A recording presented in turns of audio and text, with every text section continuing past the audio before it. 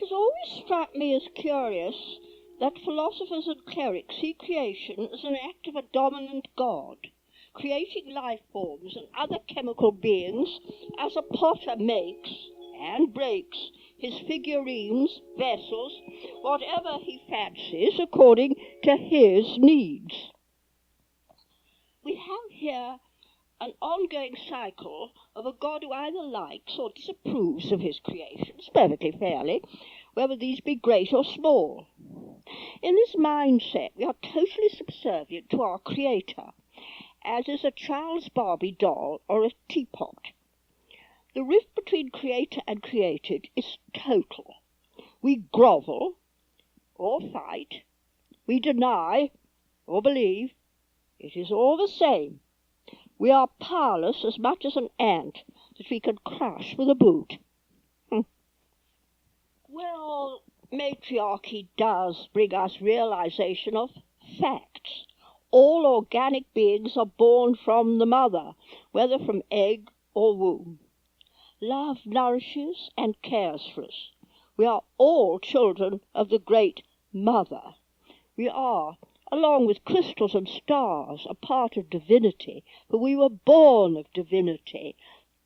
The secret mysteries of Isis were known to concern the story of Isis and the child, hence our own birth as a cosmos.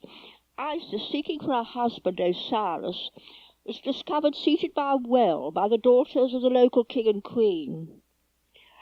They ran to tell their mother, Queen Astarte, who told them to bring the woman to her. This they did.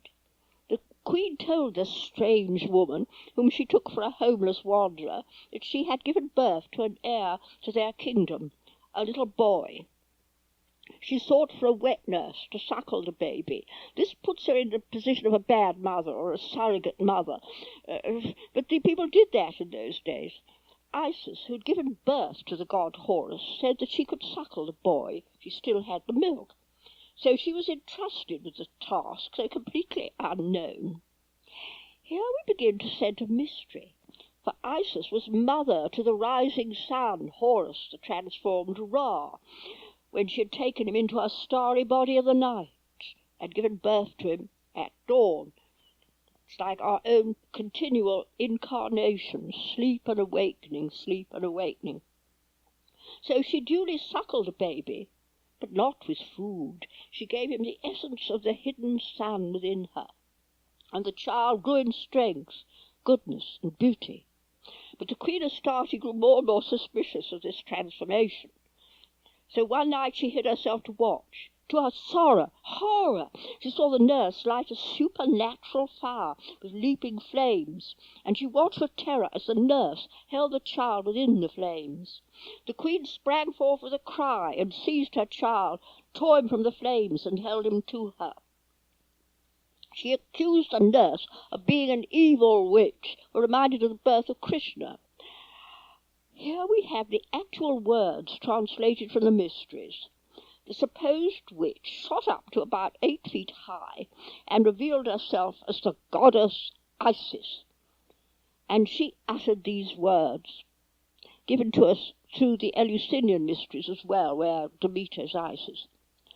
Wretched woman, you have done harm beyond repair. If you had let me, I would have made your son as the immortal gods. But now he shall be as other men, and suffer, and grow ill, and die. But those who would aspire to win my grace, I shall teach the mysteries. And so the mysteries of Isis taught for thousands of years. And these gave place to the Greek mysteries, where the same myth was told. How could I allow the questing twins to rest on their laurels, having achieved the 12 alchemical degrees of the zodiac, and not pursue the other 20 degrees of the FOI spiral of alchemy? I kept wondering what happened to them. Learning the mysteries through identification with attractive individuals helps us to respond not only with the mind. Dramas have such an appeal, whether domestic upheavals or science fiction perils.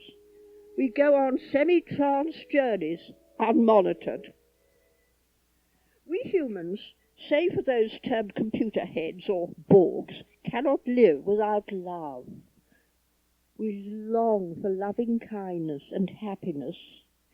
Ordinary kindness to people in the street. I mean, we can be dampened for a day by somebody being rude to us or unpleasant, and we can be lifted up by kindness, apart from the great love which may become ecstasy. Long have I pondered on the miracle of love. It is blind, exceptionally so, and a wife can happily live with a mass murderer, dwelling only on a good hidden side, certainly not apparent to his victims. Concentration camp guards, having fled South America, have led bourgeois lives and merry Christmases with loving families and possibly Valentine cards. It is surrendering to a power greater than oneself that is the hallmark of passion. I could not love thee, dear, so much, says our great poet, loved I not honour more. This was so of the poet, but is not usual. When love strikes, aptly called an arrow, honour flies out of the window. A Renaissance view of the matter was well described by the 15th century Florentine philosopher Marsilio Ficino. He would teach his pupils of the ladder of love. This ladder began in a lowly way with eros.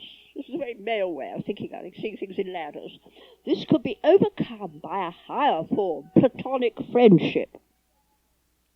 This gave place to the highest form of love, agape, divine love, love of God. Marsilio was a Catholic priest and mystic, doubtless in his case gazing upon his refined countenance, like a priest indeed in his portrait. It worked with him, but it certainly does not work out with most people.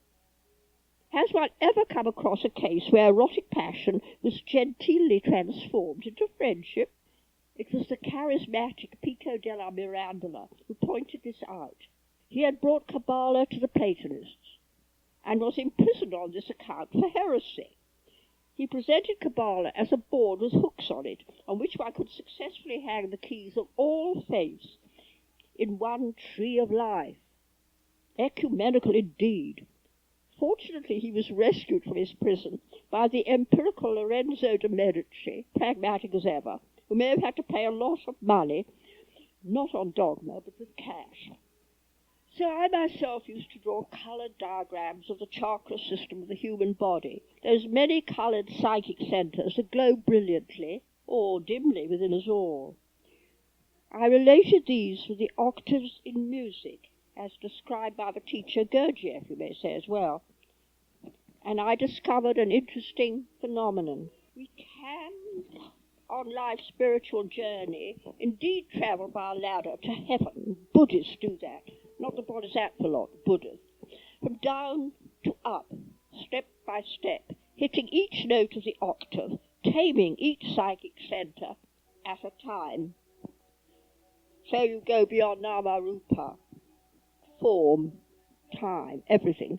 Monks and nuns, those with an innate respect for philosophy, whether Buddhist or Western, have succeeded in attaining enlightenment by this suppression of the lower nature. That is their way.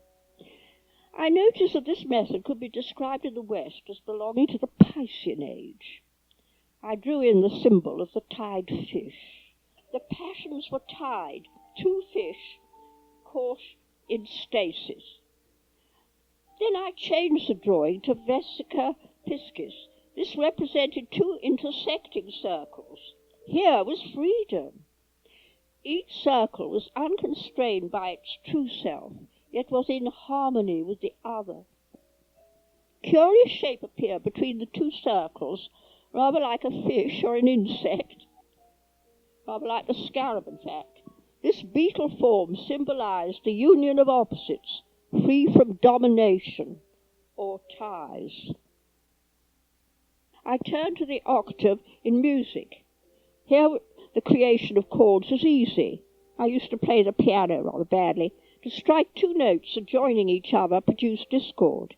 Every alternate note brought harmony. The eighth note, the feminine note, was totally in resonance with the first. There is a scientific humanist way which is becoming increasingly popular with philosophers, teachers, and psychiatrists. This compassionate materialism is leading to a revolution in education, both for children and adults. But there's a snag. Materialist humanism, when promoted by those with no knowledge save that of the earth plane, produces first hope and then despair.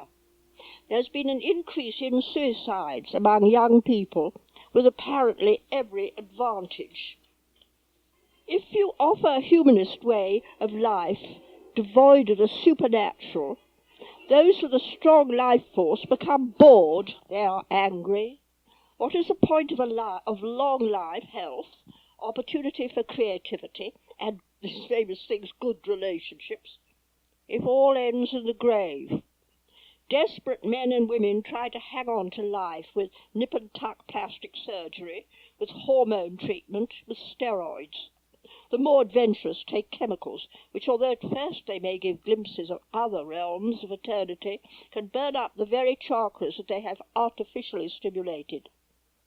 When I was given a visitation of the goddess Brigid, she was showing me a way that would bring us access to other spiritual and better realms without taking to extreme asceticism and self-punishment. What she demonstrated to me was simple. She was showing the production of sound from striking certain crystals, and that these affected particles in a vacuum column. All this was performed not in the material state, but in what many called the etheric sphere, more refined than our earth, but still the higher part. All of our apparently solid material world emanates from this more luminous sphere. Hence miracles may take place in soul consciousness. This realm was a part of a twisting spiral of life, involving the infinite love and truth of deity through the universe. Since my experience of Brigid and of attaining the inner sun of the Isian and Eleusinian mysteries, I have tried to comprehend what I was being taught. I know that what I receive I need to share with others. Of course, so many people know about attaining the spiritual life, but what had I to offer? What I feel is essential is the acceptance of deity by whatever divine name you use as transcendental, but also immanent throughout all creation. Duality is a delusion. Obviously, we need to be aware of dangers of evil, of cruelty and injustice, and to conquer these. But we do not conquer what is real. We are eliminating distorted shadows. So in coping with the most malign person, we can only help by concentrating on the divine spark within, which is projected from the heart of the mother. It is made easy for us to understand deity by accepting this as father and mother. The father judges and acts. The mother gives birth and nourishes. Both principles are within each creature. For instance, it is the lioness who hunts. Alchemy is a word stems from the land of Kem, ancient Egypt. The art was developed in the Stone Age when animism prevailed. To Stone and Bronze Age peoples, all life was honoured as being some deity. In Egypt we have crocodiles with earrings, sacred crocodiles representing those mighty lizards that once roamed our earth. Cats had necklaces, and this was not the teddy bear animated cartoon mentality of the sentimental. Cats were deities not because they were furry and purred and sat on the lap, but because they killed rats and mice with elegant efficiency, and so saved the Egyptian harvest.